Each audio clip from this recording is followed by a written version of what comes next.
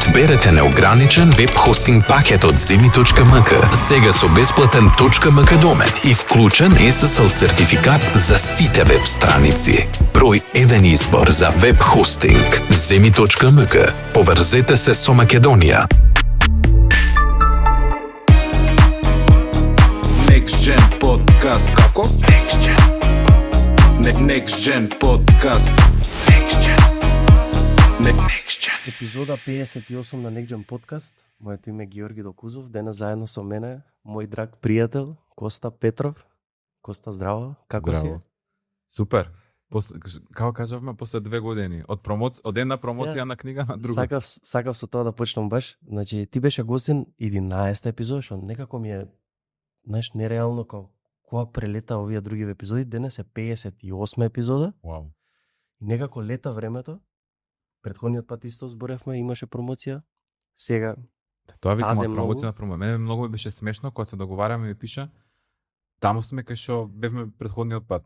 Ама ми го пиша кога пред 2 месеци да сме се видели. Сега си викам, човек 2 години помина. добро, ма го запамти на истата улица. Да. Добре. И мислам дека минатиот пат на исто место ти се јавив, кај се наоѓаш. Буквално исто се беше, дежаву. Може за тројката више ќе За бидеме договорени.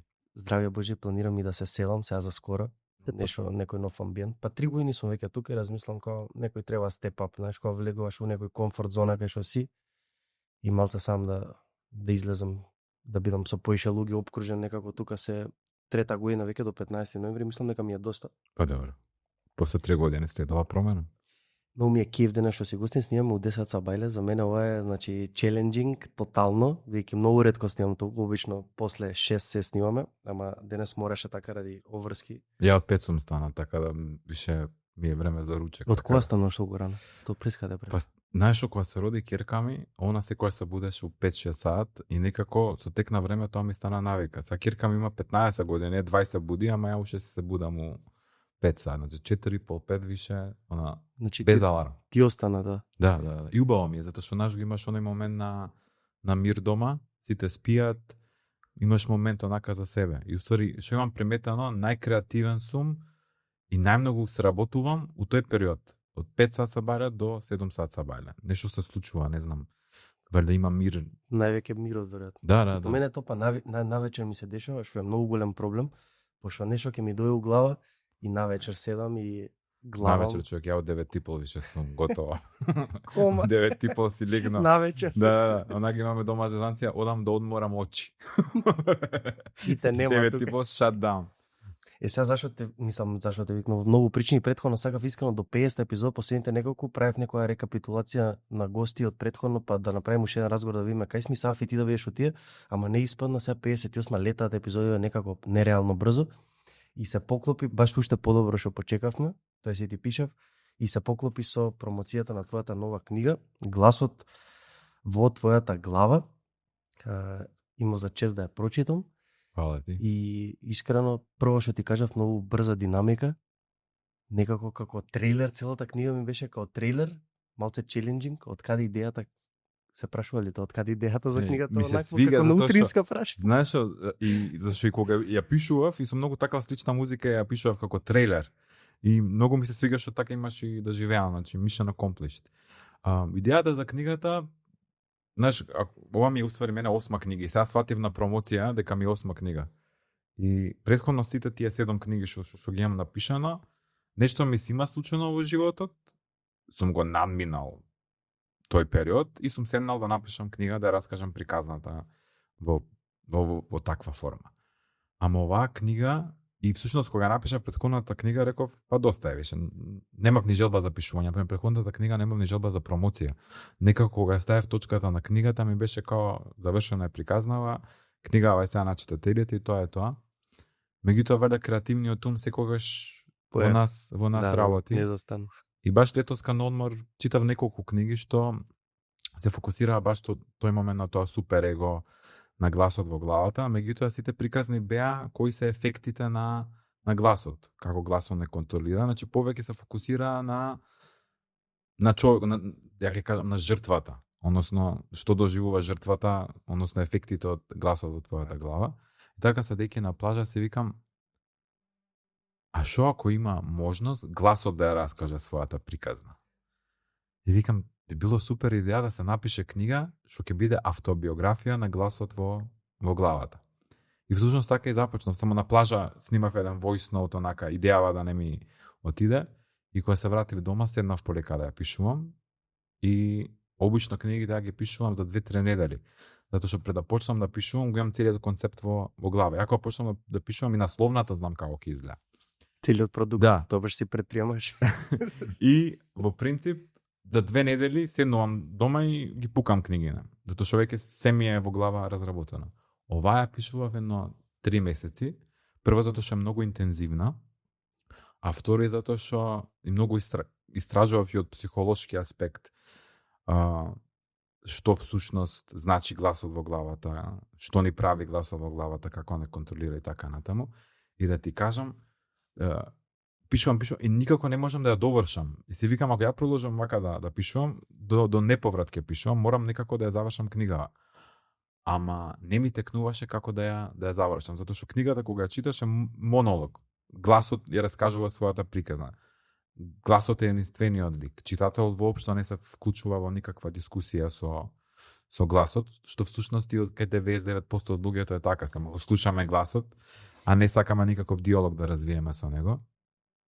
И така седејќи после добив идејата како да завршам книгава и баш онака и некој, знаеш, кога пишуваш книга, кога веќе го имаш крајот, кога знаеш како целиот концепт да го заокружиш, си имаш некаков мир. И тогаш баш ја ставив последната точка и реков, тоа е тоа, ја испратив кај издавачот и ми рекол, ама ова маце поразлична е книга, пошто моите во принцип книги се маце така по мотивирачки. И оваа е мотивирачка, меѓутоа Па мислам дека ова е баш мотивирачка книга. Па оваа е најмотивирачка книга. Најмотивирачка книга. Затоа што оваа оди во сршта на Мене ми е проблемот срам на да се. кажам, ама ова е моја искрено не може да ми текне претходниот пат, ние точно и за што зборевме, што како е. Искрено многу после твоето гостување, ова е прва книга твоја што сум ја прочитал.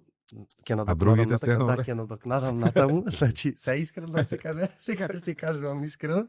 И не сум имал можност за претходните, искрено од кога дојде ти, толку фидбек добив од луѓе за тебе и за книгите твои, колку им имаат влијаено и многу поише се запознав со тебе искрено, 90% поише него тоа што го знаев на разговорот. Сплетна околност, Тоа е супер. може и 10 епизод.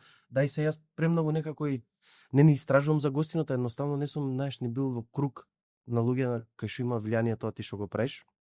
До тој момент јас имаме заеднички пријатели, натака нели 2 години помина и као може Па види, повеќе мојот знаеме. круг во принцип е многу мал. Мене многу маце луѓе ме знаат вистински Зборам како кругот сум. на луѓе што влиеш да. преку твоите книги, темата за анксиозност, баш М. премногу и мене ми изненади искрено. А се вратам на книгата, после тоа може да го отвориме околу тој мовет. Знаеш како ми влијаеше мене книгата, почнав и јас секогаш почнувам некако кога читам книга почнувам, знаеш, ја предизвикувам книгата, знаеш, сам да ја предизвикам како да ме смори, како да ме окей ми е. И нели почнува со воведот, со гласот како дошол и све, нема врска, ќе прочитат луѓето, може и делови да прочитам интересни ако сакаш да издвоиш. И знаеш, прво ме челенџно и викам добро, ма као ова не ми влие мене, па и добро ова не ми влие, ова не ми влие.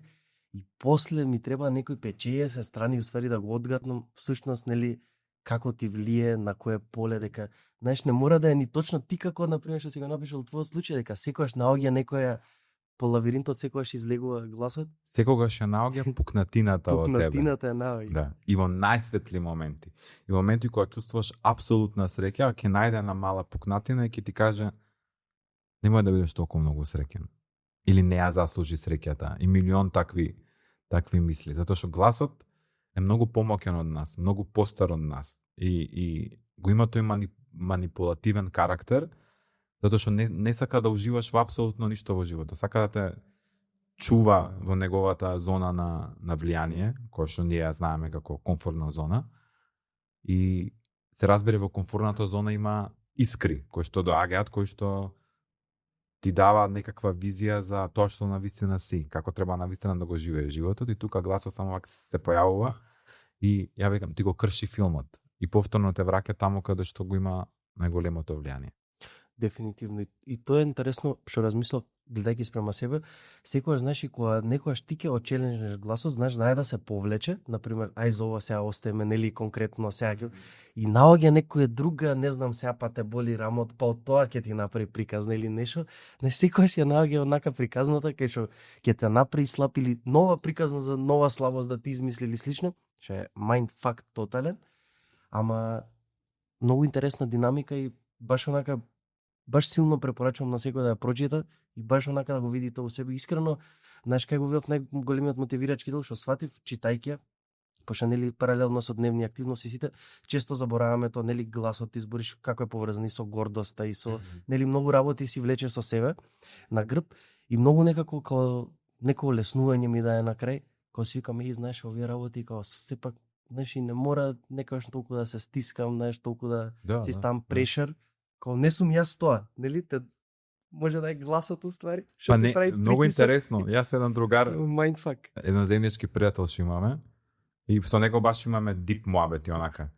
И имаме сега една нова зезанција, пошто он беше еден од првите што прочита книгата и сега он нешто ми пишува, ама викам, ама тоа не си ти, тоа е гласот во твојата глава. И баш се смееме. Ама во тоа смеење има многу вистина, затоа што мислам дека гласот го има изманипулирано тоа што ние на вистина сме. И најчеста реакција на се што ни прави нас гласот, кај нас е па таков сум. Или вака од секој сум ги правил работите. Или таков ми е мене карактерот. И сега, ако се продлабочиш во тоа што си ти, што си навистина, ќе видиш дека многу од работите што ти мислиш дека си, не си ти. Ти биле наметнати од гласот, ти биле кажани од гласот, а ние ги земаме како апсолутна вистина. И мислам дека тука е најголемата битка да направиш разлика што е во срцето на твојата душа, а што е нешто што е изманипулирано од гласот во главата. Бидејќи, како што ти кажа, главна функција на гласот е да ти изманипулира реалноста и ти што кажа претходно, значи тој има архива на тебе се што те плаши. И знае точно кога да ти пушти тоа што тебе ти е потребно моментот. И некогаш е само една сценарија, ама некогаш ти праќа милион сценарија. Као напад, као хакерски напад. Да, онака баш експлозија на... И тоа најчесто се случува моменти кога ние треба да донесеме некаква одлука. И знаеш се кога носиш некојаш одлука, чувствуваш во тебе дека е вистинска, ама не го знаеш уште исходот. И имаш возбудата, ама не го знаеш исходот. И што прави тогаш гласот? Ти пушта милион сценарија каде си погрешил. И многу луѓе после се повлекуваат. Испаднал глуп. Глуп. Да, кај што... Ама и гласот тоа те вика. Секаваш кога беше глуп, секаваш кога беше прост. Не те бива. И баш ги зема се тие архиви, како што кажаме, ти прави вака експлозија во главата за да се повлечеш, за да не го направиш следниот чекор. Дефинитивно. И тоа е колку повеќе човек се, еве ја размислам баш ки со подкастот сега што ти спомнав за 100-та епизода каква идеја имам. Сега јас например не сум прочитал милион психолошки книги, ама сум зборил со доста психолози тука кај мене. Знаеш, многу работи ми се отвориле во глава да сватам всушност како функционира. Е сега нормално тоа си отвора и друг низа на проблеми, најчесто нели опкружувањето кое е малце почудно ги сваќа тие работи. Знаеш, кај нас не е баш секој расположен за некоја работа на себе, да се предизвикува некои ситуации. Нели луѓето се знаат. Ја во суштина кога се навраќам вака размислам, знаеш дека никогаш не сум бил тумач таков и од секогаш сум бил, знаеш, и сега кога ќе ме прашаат луѓето, што мислам дека до негде позитивно, пошто помал притисок си стам, никогаш не сум сал нешто да се наречам, сакаш ни претходно дизајн кога, нели у некоја кутија да се ставам. И сега исто кога ќе ме прашаат луѓето, знаеш, као што работи, што правиш, знаеш, ќе спомнам за подкастот, за маркетингот, ама не го правам тоа кога сега јас сум ова и тоа, кога ја го правам тоа и тоа, сакаш бидејќи сум цело време гледам да сум отворен, да пробам да бидам, да може да го прифатам тоа што стварно сам да го правам, нели да ми дојде, што нели gut feeling за се, некам некако се ставам у некој кош, што е малце тешко нели да го објасниш на луѓето и делуваш малце кој за тебе се и ти работиш и предприемништво, пишеш книги, нели? Чудно име некако таа свестраност на луѓето да ја сватат и тоа исто знае да гуши у мојот случај барем. Веројатно и тоа се надминува некој период, кога веќе доволно ќе созрееш. Види, многу интересни работи кажа. Многу интересно тој момент на идентификување, кога ќе те прашаат ја тоа не што си ти? Не го сакам тоа, не знам зашто, може нешто пак е глас.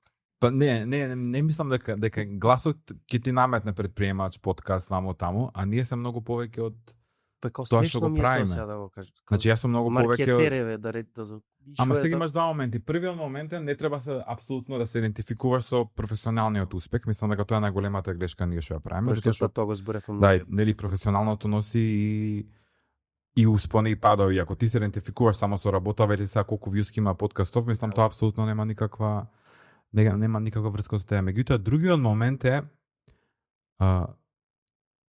и прифаќање на ако си направил нешто добро. Например, многу луѓе гласот ги тера да се срамат од успехот. Да не се го признаат успехот. Или дека успехот не е доволно успешен, успехот не е доволно голем, ќе следи нешто многу поголемо. Сега со ова не треба да се идентификувам. И тука има интересна мала доза на само казнување. Затоа што никогаш не сакаш да го прифатиш тоа што си го направил. И доаѓа моментот да си кажеш браво. Никој од нас реално не си кажува браво. Ние сме сите зависни од валидација на другите. И пак тука има гласот најголемо влијание, затоа што гласот сака ти цело време да бараш валидација. Од надвор. И го има направено клише оној моментот на самиот на себе да си кажеш браво и ти самиот на себе да си дадеш некаква валидација. И сега доаѓа третиот момент, што е најважен, и за овој претходен пат зборевме и мислам е нешто во што ја најмногу верувам е дека гласот има влијание и во креирање на кругот во кој што ти постоиш. Гласот во принцип не сака ти да се обкружи со луѓе кои што тебе ти помогнат да те предизвикуваат и ти помагаат да созреваш, да растеш. Затоа што ако главна функција на гласот е да те држи во едно место, тоа значи дека ќе те обкружи со луѓе кои што ќе те држат на едно место. Да. И многу тешко и потреба многу време ти во животот да стигнеш до моментот каде што ќе се запрашаш дали кругот околу мене е вистинскиот круг за мене. Колку имам ја пријатели и луѓе во животот на кои што можам да им ги кажам моите најголеми стравови. Колку пријатели имам ја пред кои можам да се расплачам. Значи тоа се некои такви клучни прашања кои што и се многу страшни да се ги поставиш себе си, меѓутоа во нив се крие една многу голема вистина. И кога ќе стигнеш во тој момент, кога ќе почнуваш да го преиспитуваш кругот, ти не знаеш дека сега на сите ќе им кажеш не постоите за мене, меѓутоа ќе почнеш да креираш еден круг кај што ќе бидеш обкружен со луѓе што ќе те предизвикуваат, ќе знаат и да те искритикуваат позитивно, меѓутоа круг во кој што ти ќе можеш да растеш, да созреваш. Затоа што на крајот од денот и тоа е функцијата на нас како луѓе. Ти не можеш да стоиш во едно место, ако стоиш во едно место, преживуваш, не живееш, мораш да растеш, а растот значи и убави работи и негативни работи. Си ги влече и двете страни, дефинитивно. А и знаеш исто што мислам околу тоа, се повеќе таа теорија некако ми у глава, знаеш што ме прави среќен, што ме прави исполнет. Нели често тоа прашање. Сега некои луѓе искрено јас сум као размислам сега ти кажам, некако и премногу ми се опторваруваат со тоа. Јас сум онака имам дел од себе кога што сваќам дека као мислам така размислам, као не мора све да ми е подредено и ова што ми е подредено. Па не ни треба. И тоа што нема и на подкастот имаше нерил, мислам он го доживуват од друга страна, нели као не знам, нели се егоцентричен каков и да е за немање гостин. Имаше еден интересен рил. Вика ти сигурно вика си добил поише од животот него што користиш, вика сигурно дупло поише. И кога ќе сватам од таа страна, реално да. Нели во каква ситуација се одредени луѓе и се. И сега лесно е поутазам кога се фати, као сега не сум доволно среќен, што ме прави среќен. Малце ми е и тоа булшит. Некако да се оптоваруваш со тоа доста гледам. Едноставен е одговорот на прашањето дали си среќен. Сега да кажам напредокот некако. Да. Ама многу моменти ми отвараш, вака у мозокот има многу. Како книгава е Како книгава, да, како гласот во мојата глава си. Ама тој моментот на дали си среќен има два одговора. Да или не. Нема помеѓу ништо. Не. И пак тука е интересно како гласот, например, е поврзан со среќата. Зашто гласот ја прави среќата да е фикс. Нешто што на кое што ти долго работиш, како добиеш, и после тоа таа возбуда ти трае тебе 2-3 дена и после пак си се враќаш во реалноста. Затоа што пак ќе кажам, само може ќе звучи на многу луѓе клише, ама среќата е во нас. И среќата не треба да ти биде зависна од тоа што ти се случува околу тебе, зашто ако среќата е во нас, ние во секој момент од нашиот живот можеме да избереме што е среќа. Вториот момент е, па не треба ни човекот са толку длабоко да копа и да се онака да бара објаснувања за некој работа. Дали се среќен? Да, среќен сум и тоа е тоа. Дали има моменти кога не сум среќен? Да, има моменти кога не сум среќен, меѓутоа и тоа дел од мене. Затоа што па не е нормално цело време да си среќен. Да, ќе као шлакнат ќе Да, гледаш да. цело. А тој моментот на интересен ми моментот на егоцентричност, затоа што има некако видување на луѓето, ако си самоуверен и ако веруваш во себе дека си и ако се сакаш себе си, дека си егоцентричен. И да, многу е тенка границата на тоа да бидеш егоцентрик и да се сакаш себе си. Меѓутоа, од друга страна, ако постојат повеќе луѓе што се сакаат себе си, мислам дека светот би бил многу поразличен, затоа што најчесто луѓето прават работи и негативни работи најмногу поради тоа што не се сакаат себе си и не се срекни со себе. Дефинитивно. Доста книгата и се бави со ова што го спомнам, многу често се спомнува тоа околу жртвувањето, нели дека тоа е некако продукт исто на гласот, општо како Дека мораш да патиш нешто да, да општо на добиеш. секое поле. Да. На тоа како го гледаш? Види, во тоа пишувам и во книгата, значи тоа некое верување дека се мора да е жртва и мачење, мене ми е наметнато. Значи, Тоа себе го размислам. да. Пак ќе кажам, и во книгата го пишувам тоа. Гласот пред да дојде во нашата глава, живел во гласот на мајка ми, татко ми, баба ми, дедо ми, ги собира сите информации од нив навики, верувања и ги носи кај мене во глава. Например, тој момент во мојот живот на тоа дека се мора да биде мачење и жртва и откажување и да биде крваво за нешто да стигнеш, направен ми е наметнато од баба ми и дедо ми, кои што цел живот работеа во Швајцарија. И за да направат нешто што се кога не се тука, никој не оживува, тоа скапува и така натаму. Меѓутоа, уште од мал се сеќавам, секогаш и баба ми и дедо ми кажуваа такви тешки приказни, дедо ти се откажа од тоа, баба ти се откажа, да го направиме ова и се, и многу имаше крв, многу солзи, многу откажувања. Јас сега, кога го гледам од овој момент мојот живот, нивниот живот, сваќам дека тие воопшто не ни уживале во животот. Се мачеле да создадат нешто. Постоја и татко ми има многу слична приказна, останата без татко на 9 години, стварно на вистина си има многу мачено. И он замина кој имав на 7 години во Швајцарија да спечели нешто за да имаме ние за живот и така натаму. И јас сум многу благодарен за тоа, меѓутоа секогаш ми беше наметнато тоа чувство дека ти мораш да се откажеш од многу работи за да успееш. Што сега во овој момент на мој 42 години апсолутно не верувам дека е вистина.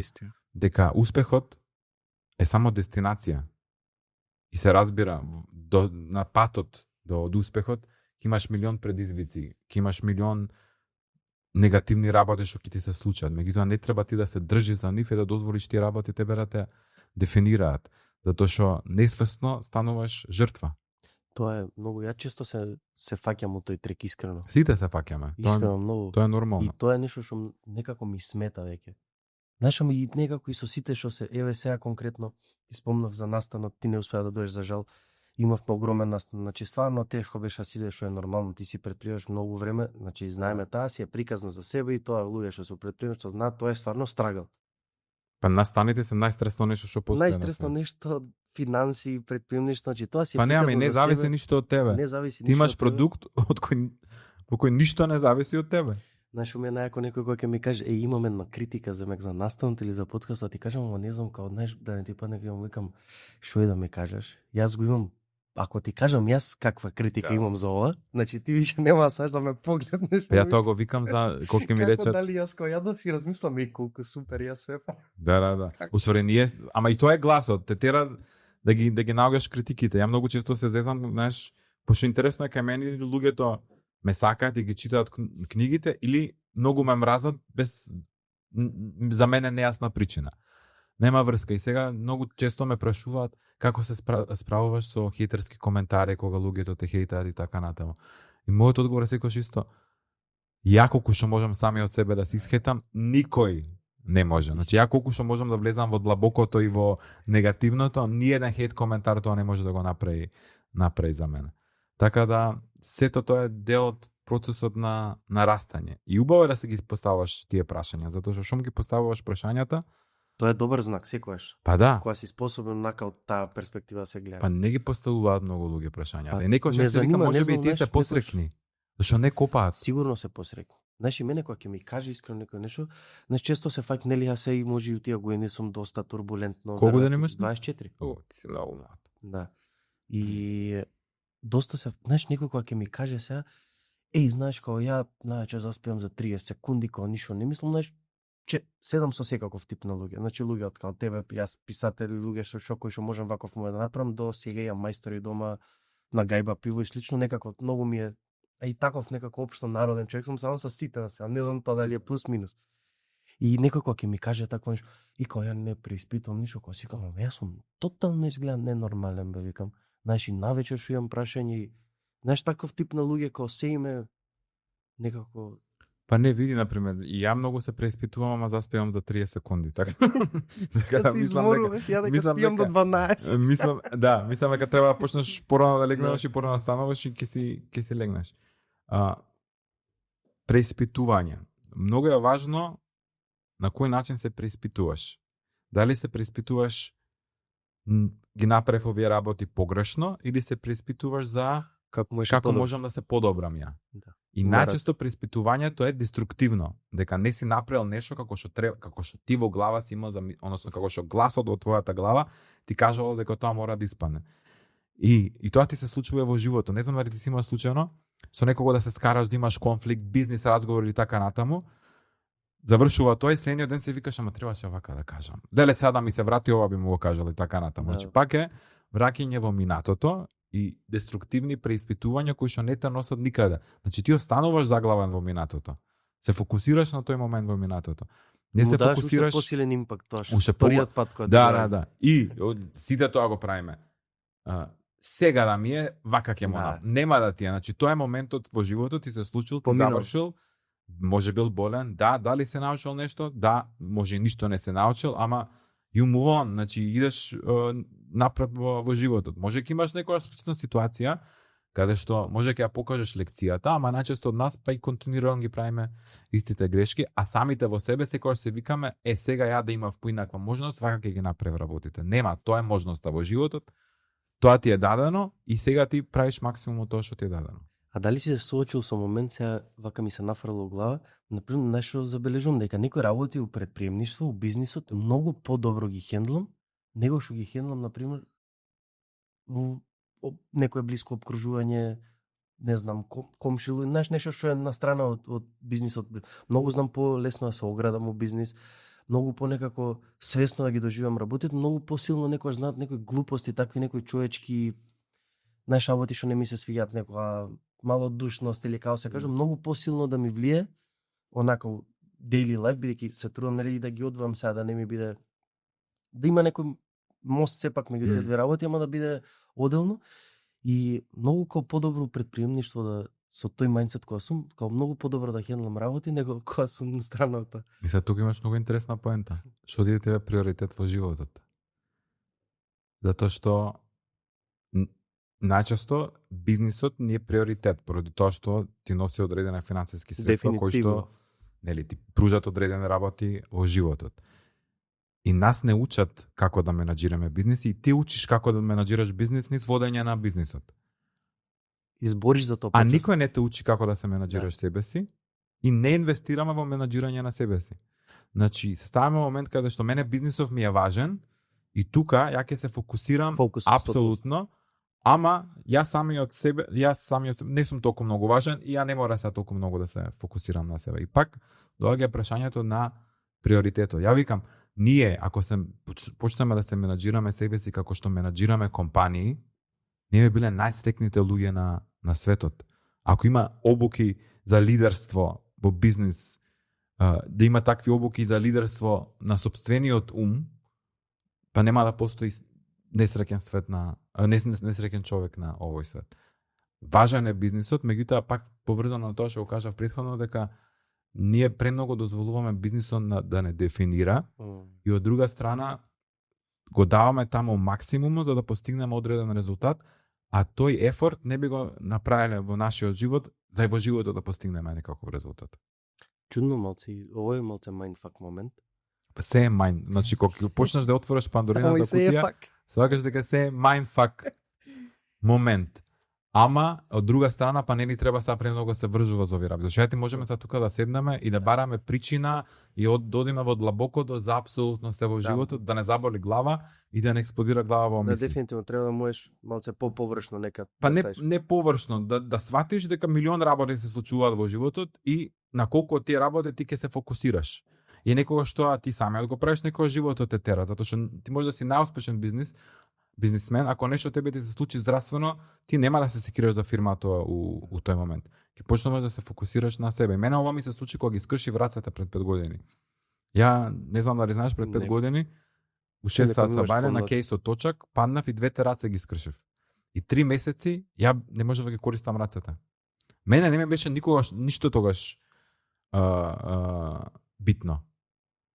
Ми беше само да ги операм рацеве да можам да функционирам, затоа што ме ранеа, не можам ништо да направам. На 38 години идеш у ВЦ и викаш готов сум. Видам смешно ти е само тој момент не знаеш како се осеќаш, значи онака седиш, рацеве не можеш да ги помрнеш, неподвижни ти се у заво и чуда.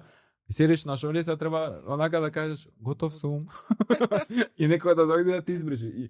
И мене ми е смешно од овој аспект, ама од друга страна ти правиш шифту приоритетите. Ама па она што е пак гласот колку е моќен, тоа многу кратко трае. Пак ќе те врати. Пластичен пак те враќа у реалноста. Многу е пластичен мозок, многу пластично помнење има. Не, гласот не ти дозволува да памтиш. Не ти дозволува да памтиш. Например, да не идеме во ептен тажни приказни, ама кога идеш и на погреб кај некого. Значи, у тој момент ти свакаш дека се е минливо. Дека ти можеш да се секираш за милион работи во животот, меѓутоа доаѓа моментот кога е крајот. И кога доаѓа крајот, ти не ги носиш кај да си од кога ќе се случи тоа, успесите од фирмата, бла, тие што си се скарал и така натаму. Ама толку тоа трае. Следниот ден, пак ти се враќаш у истиот бубањ. Сега, мислам дека луѓето што се најсрекни и најсвесни се тие што тој момент го држат цело време во животот. Ова ми е мене битно, на ова ќе фокусираме енергијата и ова сум јас. Дефинитивно најбитно и тоа е моктено и цело време се лажиш дека не ти треба фокус. Ја например последната година имав искрено многу некако доста турбулентна, веројатно така склопна околности и слично. И цело време се убедував. Знаеш, зборевме за настаните и знаев некако у глава, нели оној gut feeling и тоа може да го зборим, некако све гледав да му верувам на тоа, знаев дека треба да се фокусирам на тоа и дека мора да оставам милион работи што ги правам и цело време некако се лажев, ама ова ми е сега за приход, ова ми е за тоа, па овие луѓе ако ги оставам некад ќе ми се најдат за нешто. И многу е, знаеш, тешко, ама веројатно некој работи си процес, не може и се преку ноќ. Па не може да се фокусираш на се. И треба многу, можеш на многу малце работи, тоа го сватив. Но многу помалце него што мислиш дека можеш. Види, ја, например, за тие работи не размислувам long term. Во овој момент сега, кога сум со тебе, што ми е битно, да направиме добар муабет. И толку. После ова идам назад на работа и таму имам мал милион обврски и ќе се фокусирам во тој момент на тоа. После идам дома. Фокусот во дома ми е на нешто десето. Седнувам со пријателите, сакам фокусот да ми е таму. Мислам дека премногу размислуваме за ако не се фокусирам на ова, што ќе биде од ова. И секогаш ти површно правиш милион работи, а ние на работа всушност се немаш онака 100% фокусирано. Друга работа што ја сватив со тек на време, има некои работи што мора да ги правиш. Дали мене се ми е апсолутно интересно во фирма? Не ми е. Некои работи морам да ги правам. Меѓутоа мора да пронајдеш една работа што можеби тебе нема да ти доноси финансиски приходи, ама ќе те исполнува. За мене например тоа е пишувањето на книга.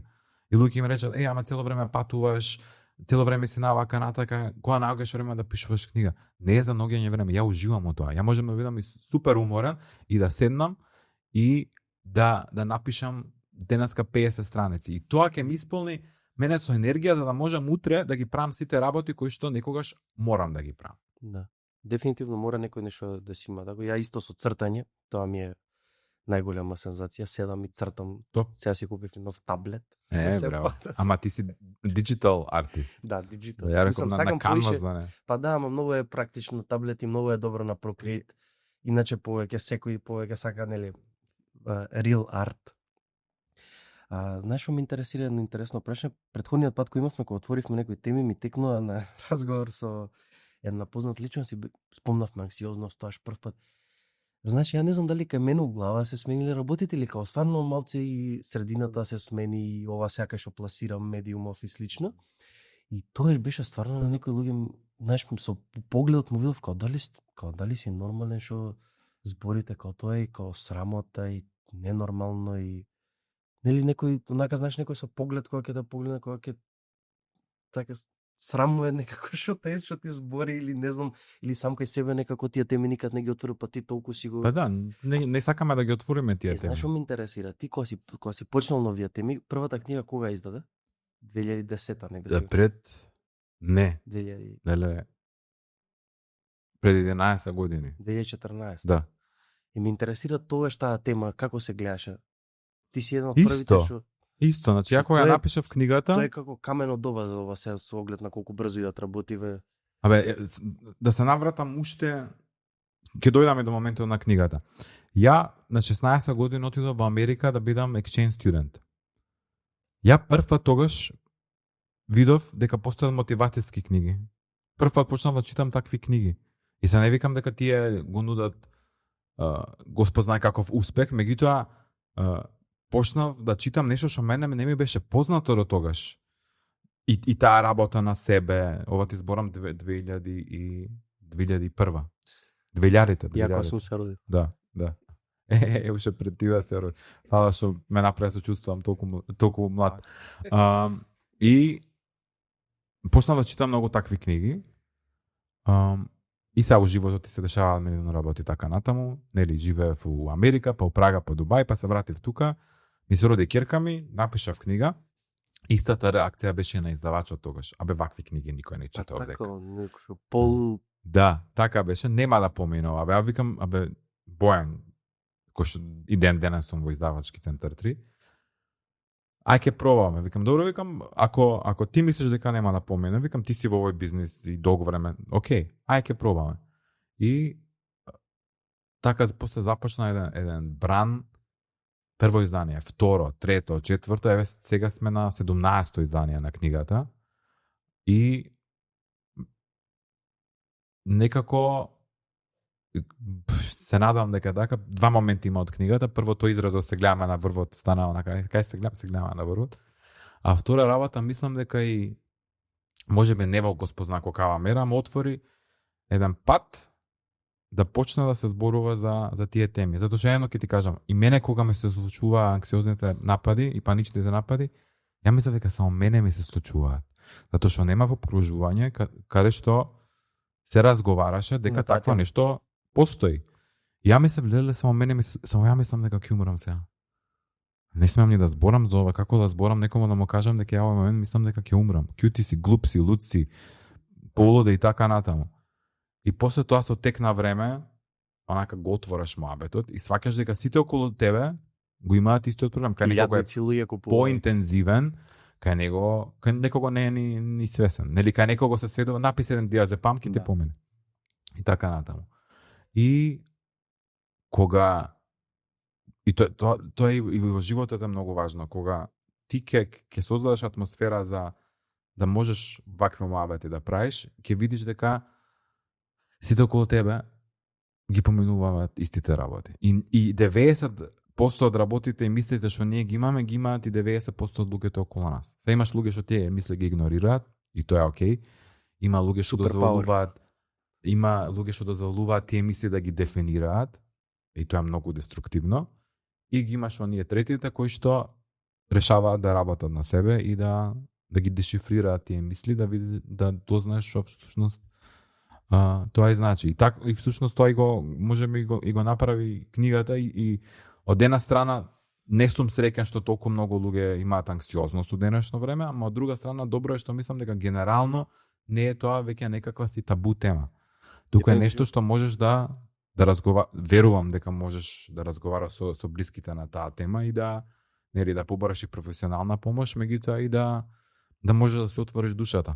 Да кажеш што те мачи. Многу убаво, сега јас гледам на тој момент и ти викам пред првото гостување, значи не бев запознат дека толкав импакт има. Види, не знам, не сум свесен јако го бев со таа тема што на анксиозност запознат. Бев, нели гледам подкасти светски, знам дека тоа у светот, Ама не бев свесен дека ти всушност си еден од првите што е донел кај нас баш на големо Па не, време. тоа малце препретенциозно, можеби е еден од првите што Па јавно доста луѓе ми зборуваше пиша за тоа. искрено така. Да, што јавно зборуваат и книгите твои свати дека многу голем број на луѓе ги прочитале. Да бе, па јас сум Сега начитан не е автор. ова Не е зајбанција до Ова како 60.000 продадени книги.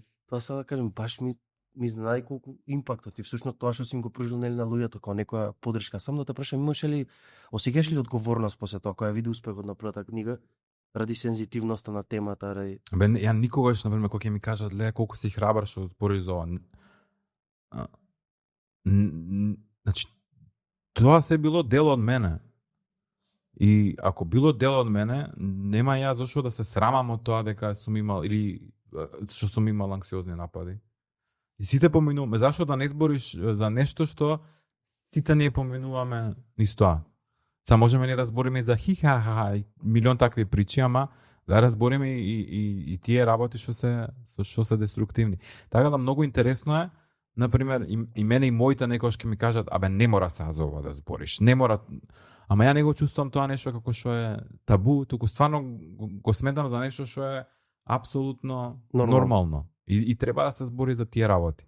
Таман работа ти се да чуваш у себе, па некојаш и еден обичен разговор носи некакво решение во животот.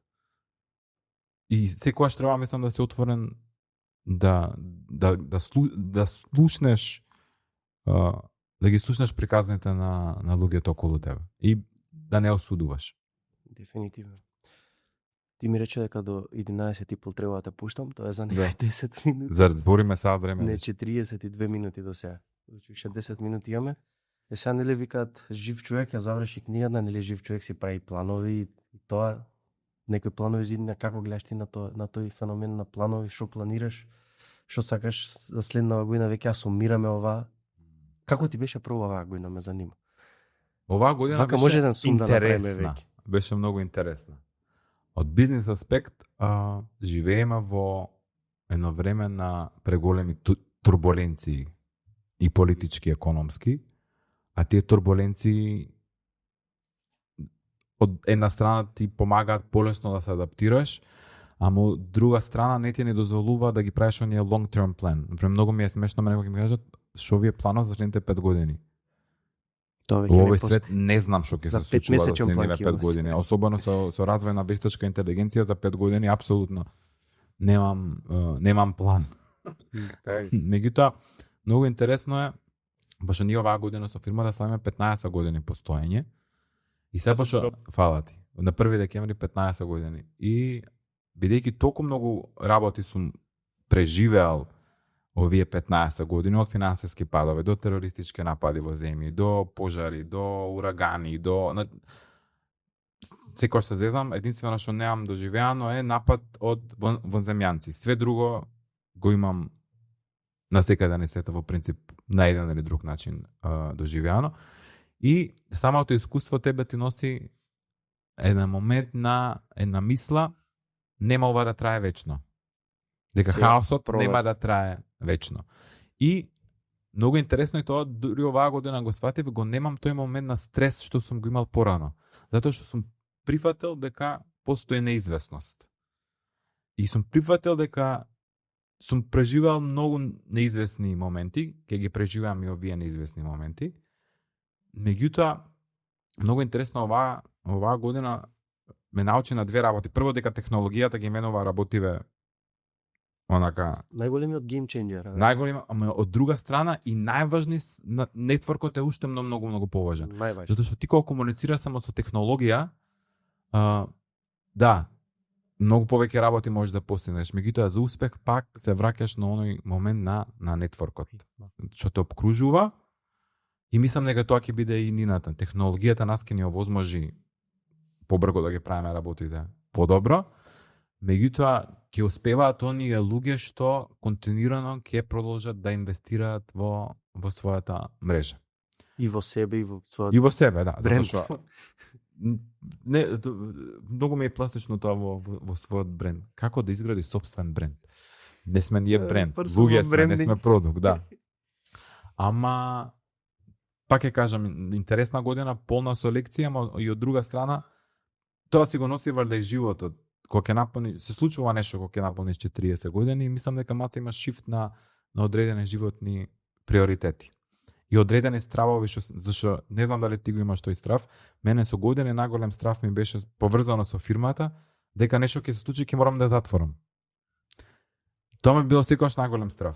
Ама сега, например, го немам тој страв веќе. Сега знам дека постоиме 15 години, сме имале огромни успеси, сме имали многу лекции и сега продолжуваме напред. И во животот нешто слично ми се случува и гледам да не правам многу планови, меѓутоа тоа маца е тешко затоа што мојот бизнис е базиран на планирање. Ние правиме настани на секаде од светот. Сега ја планирам настани што се случуваат во мај. Така да од една страна мозокот ми размислува за следните 6 месеци, ама од друга страна гледам да останам во овој момент сега. И тука секогаш постои битка, тука затоа што е војната, уствари. Во свет што многу се менува. Ја планирам за 6 месеци, ама реално не знам што ќе се случи за 6 месеци. Например, сега ќе ти кажам една ситуација што ми се случи мене во мај во Саудиска Арабија. Ние лансиравме настан во декември што требаше да се случи, што се случи во мај во Ријад во Саудиска Арабија. Значи ние 5 месеци правиме кампања. Кампања во одлично проаѓа. Имаме голем број на делегати. 3 дена пред настанот, председателот на САД, Доналд Трамп, најавува официјална посета на кралството Саудиска Арабија. Беше. Во Ријад. Што значи тоа? Дека целиот град ќе биде затворен. Што значи тоа? Дека секој што работи на било кој начин со владата ќе биде на тој настан. Мене 70% од луѓето ми се представници на владата. Ја веќе го имам испланирано тој настан. Ја го имам платено тој настан.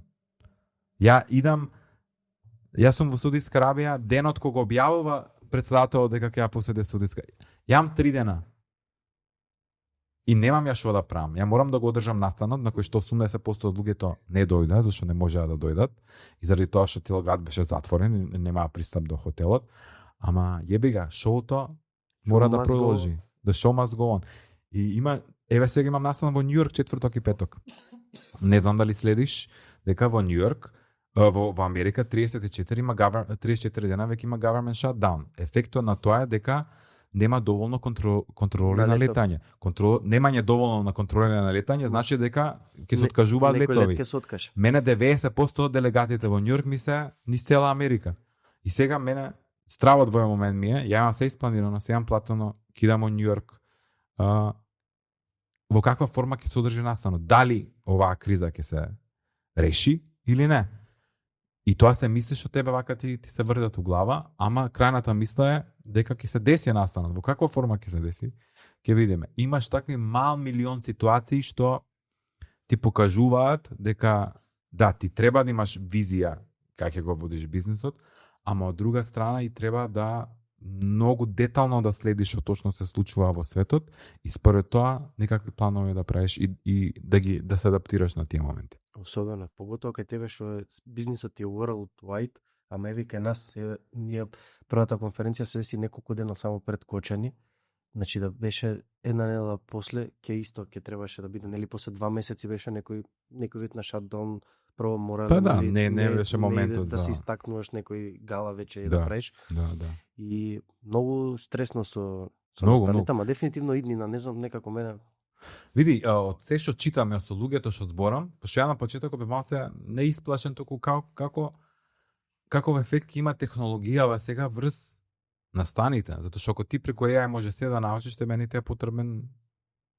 Ама од друга страна, со луѓе што разговарам, мислам дека ќе се случи сосема спротивното и поврзано со она што ти го кажав претходно. Дека толку многу технологија имаме во нашите животи што ќе ти фали тој момент да одиш и да бидеш опкружен со вистински луѓе. Дефинитивно. Со колеги. Ја тоа го гледам на настаните, ние правиме многу обуки сега за AI и се. И тие обуки можеме да ги направиме и виртуално, и ги правиме виртуално. Меѓутоа најголем ефект имаат кога се во живо. Затоа што тоа е тој моментот AI тебе секогаш ќе ти каже, ти си најдобар, great, као супер си, браво, продолжи вака така натаму. Polite. Да. Ама кога си опкружен со колеги кои што ги имаат истите предизвици, многу полесно можеш да видиш дали сум на вистинскиот пат во моментов. Ако не сум, да видам дали само ја не сум или сите околу мене всушност се изгубени и на крајот од денот да го споредам ја моето знаење, моето ведување со некој друг. И тоа мислам дека на еден начин ќе ја дефинира индустријата. Мислам дека евентите уште поише замав ке зимаат искрено. Да. И нема нешто, не знам сега, ние сме у таа индустрија, па се не може да столку како да го промовирам. Добро, може и Ама се тешиме. нема, да, ма реално нема нешто побаво од нас. Не знаеме ние последниот нема. пат на Socialize, тоа да се дружиш, па сега и ти не сме се виделе, па идеме на знаеш на цигари, идеш тук на конопој, значи тоа не е ни самиот настан приказната, него Енергија. си се видел со некој на настан и пак е конструктивно, пак е Ама и кругот е многу убав, Кругот. зашто си обкружен со луѓе што се во иста индустрија како тебе, имаат исти проблеми и предизвици како тебе, и ти всушност си дома. Ти кој работиш, особено ако работиш од дома, ти не си обкружен со никого, сам си. Ама кога ќе влезеш во еден таков круг, и такви моменти те инспирираат. Не знам, мене настаните денес ми се, онака ќе слушам нешто и ќе кажам, ле, ова треба да го на направам. секој настан има момент да се најдеш. Да, да. На секој Да, настан, значи што да. и да види да не е нешто што ми е топ, ќе имам леле, као знаеш како, ама веројатно тој некоја професија, знаеш ги гледаме и Па не, настаните се супер за растење. Ти дефинитивно. можеш да прочиташ милион книги, ти можеш ChatGPT да ти направи совршена стратегија за се. Меѓутоа не може технологијата ти го даде тој човечки аспект на аха момент или пова ја го правам оке, пова не го правам, чекај да размислам, значи мислам дека технологијата никош нема да ти даде еурека момент. Дефинитивно. И луѓето се, еве ја што забележав оваа година имавме 2 настани. Значи последниот што го правевме првото имаше околу 250 луѓе, 400 луѓе имаше се. Мене ми беше тоа нереално. Огнен кога ми кажа, со Огнен зборевме од бизнес мрежи, со Владко, не знам каде, и ми вика како ќе имаш 400 луѓе, към Огнен, како може да имам 400 луѓе на настан? Значи кој Браво. сум јас? Си кажали браво? Да, сега ќе ти го кажам тој момент. И викам како може сега, да, стварно е бројка, тоа е стварно Да, нереална бројка за втор настан. Вика, ја мислам ќе имаш 400 луѓе, а Југлен е таков некако позитивен човек, он призива. И на крај се деси 400 луѓе, ми беше Браво. нереално и луѓето, знаеш, и настаните мои, ај са, да не ги фалам специфично, нели, секој некако сам доаѓа до картата, нема некој директ, не е у некоја заедница пушта, него е скроз, нели, рандомно сум говорник еден што е како топ селер и пополнам со програма и ги гледам како желни за настан, буквално како знаеш сакаат и да трае и има некој онака некој Па види, амбиент. некој одвоил финансиски средства Да. и време да дојде на нешто што ти си го создал. Што е стварно гениално. И си кажав, браво, да, моментот беше премногу тензично. Идев сам за Белград, сам снимав таму, со Владимир Ѓукановиќ беше гостин. Он има таму маркетинг агенција, па кај нив едно друго. И кога дојде све, буквално ново огледалово тука, ти сакаш да се гледаш, и си викам, стварно не може боле од тоа, викам. Браво. Јесте да е, може тоа што пишав на LinkedIn, значи не беше совршено, ама беше реално.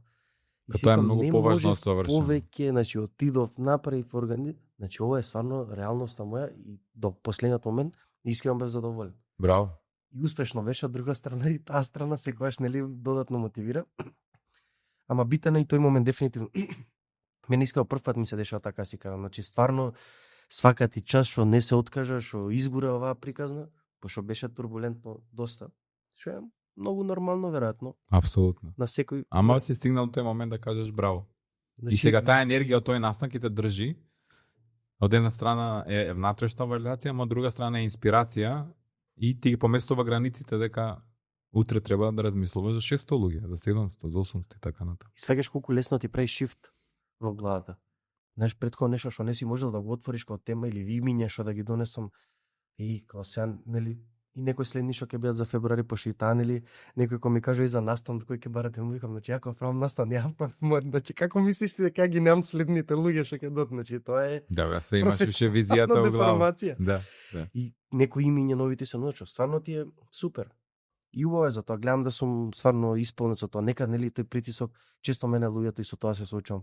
Наднаци, знаеш ово, она, ама окей, тоа гледам. Па Пак сум на не крај, знам викам, дали е пак сум толку исполнет. напнатост, колку фокусираност. Па така како одсутен знам да бидам. Па фокусиран си на тоа во тој момент. Да. И тоа е окей. И значи не можеш ни да го објасниш тоа, па кога го објасниш, ме се фаќам у таа замка, леле, се им Па испаѓам се нема, жалам на ами, луѓево, а се мислам они дека- гледат дека ми е окей. Не треба ни да се објаснуваш Да. толку со луѓето. Знаеш, она кога си одсутен малце, правиш 300 ствари, ама што е најнормално. Утепавме 1 сат, добри сме као за 10 сава, или ја тек сега се расониш, сега се расониш. Ја кидам да вечерам кај. Ти да вечераш, значи спомнавме за сите, искрено препорака од мене, да ја купите гласот во твојата глава. Ми се свиѓа многу и посетите како ги пишуваше, ама секогаш имаш ти, значи ги имаш сите details. Ми се свиѓа посетите, веројатно мислам за сите ги пишуваше, нели? По шаблон, дека Ѓорги ти си многу повеќе од гласот во твојата глава. Мислам дека е многу убаво за секој да размисли на таа тема. Сите ние сме многу повеќе од гласот во главата. И убаво е кога можеш тоа да го да си го срочиш и преку една книга, некако книгата да биде нели медиумот што ќе те донесе до таа информација, онака да ја разпознеш. Мене супер ми легна и динамична е, брза е, брзо се чита.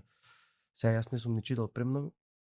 Пред оваа книга ја прочитав исто една книга што многу добро ми легна, не бев исто запознан, од Жарко Лаурешич, Година проđe, дан никад. Ја знам, ја немам прочитано. И толку ми дојде, пошто некако јас сум цело, и ти као што ја почнаш книгата, од тие бизнес мајндсет и тоа 10x правила, па зона искрено не ќам тоа.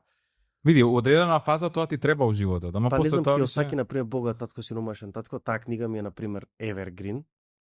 За мајндсет искрено мислам некако шарп направена, ама тумач ми е некој сега да ми кажу и сакам сега тоа го свати постари, нели уште не знам точно, не сум толку насочен на таа сфера и сватив дека толку сакам такви книги што се искрени, некои приказни што сите работи, нели приказната му е лудо, он убива двајца за рандом вечер со брат му, он е актер, најнормален човек едно друго и влегу во затвор и како ти се менува животот. И како ти се менува животот од околности што не си ти тука како гледаш на тоа трето лице, гениално. Види, за мене сега ми испромовирам. Тоа не е требаше моата да промовираш, не на Жарко. Да кажам дека прочитам година. А мене што ми е интересно за книгите, без разлика што толку технологијата си има развиено и без разлика што на Netflix да отвориш има 500 серии. Ова никош нема да. Мислам дека книгата кога ја читаш ти дозволува ти да креираш твоја верзија. Значи јас ја читам твоја уникатна верзија и си ја правам мојата книга од твојата книга. Буквално од гласот од мојата глава, пошто тебе ти е лична приказната за гласот, нели? Па не, има делови што се лични, ама генерално е Зборам се што треба да знам. Нели секој си има различно, некој да. зграда бил некој куки и сам ти се прави приказната, што е гениално, и сам си ја правиш паралелно и ти твојата приказна тоа со информациите што ти си се помачил 3 месеци да ги Ама не знаеш што, например, гениално. Например, пак ќе кажам, мене каверот е добар. 8 книга оваа и за сите претходни книги, не дека не сум се чувствувал горд на нив, ама но оваа си најгорд. На оваа сум најгорд. Да. Најгорд сум. И некако не можам да кажам дека ми е најдобро, зашто тоа е ствар на вкус, ама ако некој сега ме праша, имаш напишано 8 книги, која книга треба да ја прочитам, ја би му кажал Гласот во твојата глава. А многу интересно е па ако почнеш од тригера за сите други. Многу интересно ако ја почнеш првата и стигнеш до Гласот на во твојата глава, ќе видиш како и мене ни животот гласот ме има изманипулирано да верувам во одредени работи за да стигнам до крајниот момент. Колку си имаш и ти промената, да. Да, например, пред 2 години читав Се гледаме на врвот. Но ја не можев да дочитам книгата, затоа што не се идентификува више со книгата. Знаеш, тоа поминале 13 години, милиони работи се случиле.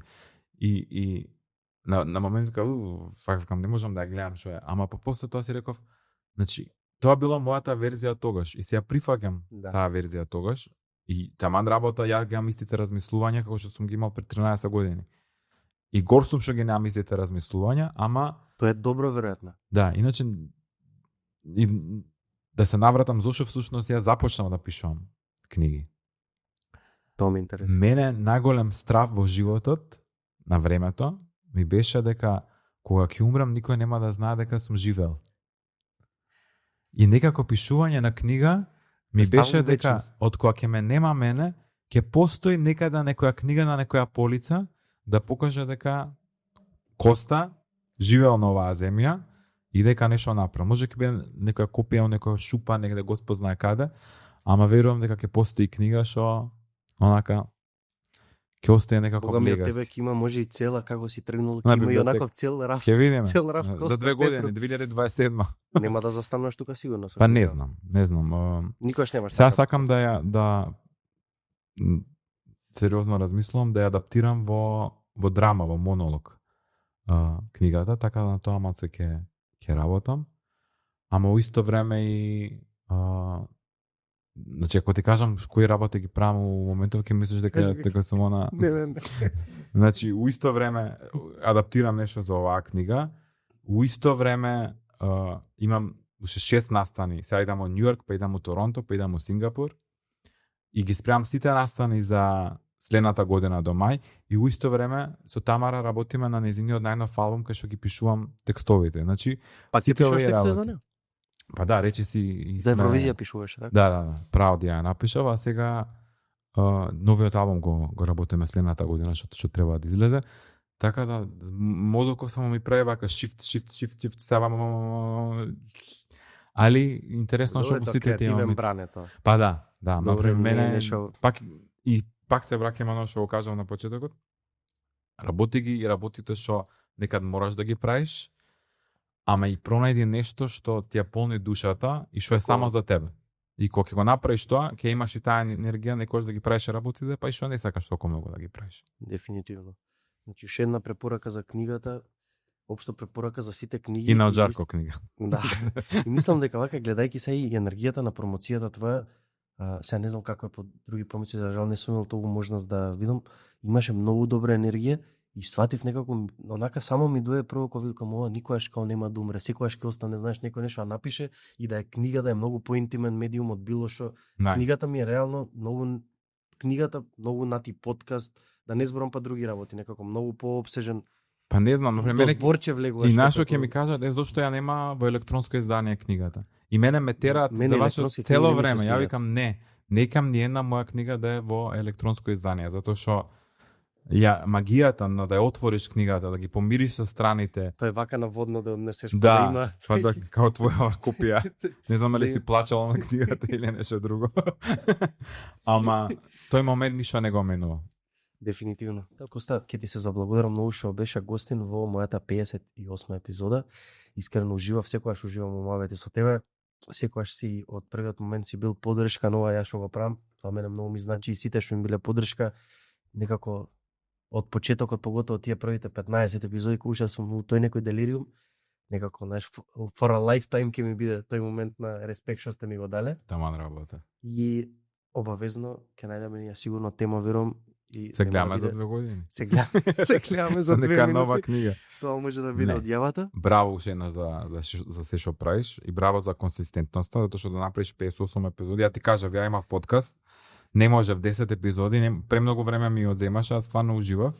Сигурно ти си имал моменти кога си кажал да не можам више и така натаму. А ти беше првиот брейк момент, 11-тата епизода до 10-тата застанавме, па имав пауза. Да, така па не можев да снимам, ти беше првата епизода од новиот некако бран, па али пак имаше да што застана, па пак него 4-5 брана. Ама консистентноста сега да, последна година особено некако фатив. Браво. Продужи дале. Епизода 58, 63-та минута, заедно со нас, сакам да кажам фала на сите што бевте до овој момент. Тоа е тоа за овој епизода, до следно гледање, пријатно. И сега ги завршам со бокс часите. Тоа ми е да?